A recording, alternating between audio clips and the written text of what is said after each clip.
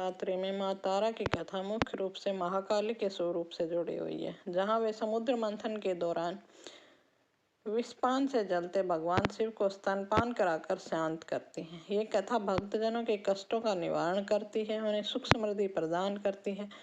तारा देवी तंत्र सांख्य की देवी है और 10 महाविद्याओं में से एक है, जिनकी विशेष रूप से पूजा गुप्त नवरात्रि के दूसरे दिन की जाती है, जिसमें तारा रानी की कथा राजा हरिश्चंद्र की रानी, जो भक्ति और तपस्या का प्रतीक है।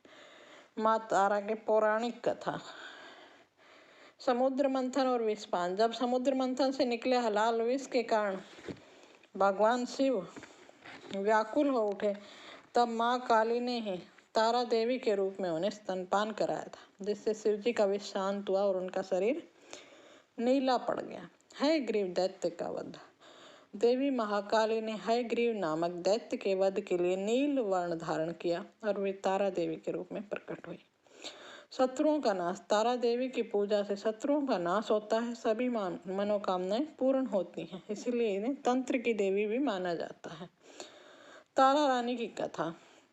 यह कथा राजा हरिश्चंद्र और उनकी पत्नी तारामती से संबंधित है, जो अधिक तपस्या और भक्ति के लिए मानी जाती है। तारा रानी ने पति के साथ कई कठिनाइयां झेली और उनकी भक्ति से प्रसन्न होकर वे अंततः देवलोक को प्राप्त हुए। गुप्त नवरात्रि में महत्व।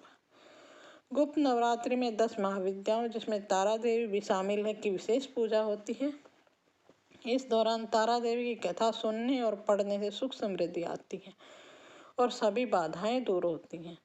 इस साधना में सात्विक आहार और ब्रह्मचर्य का पालन करते हुए लाल आसन पर बैठकर पूजा की जाती है। संक्षेप में, गुप्त नवरात्रि में माँ तारा की कथा शक्ति और भक्ति का प्रतीक है, जो भक्तों को कठिनाइयों से निकालकर मुक्ति की ओर ले जाती है।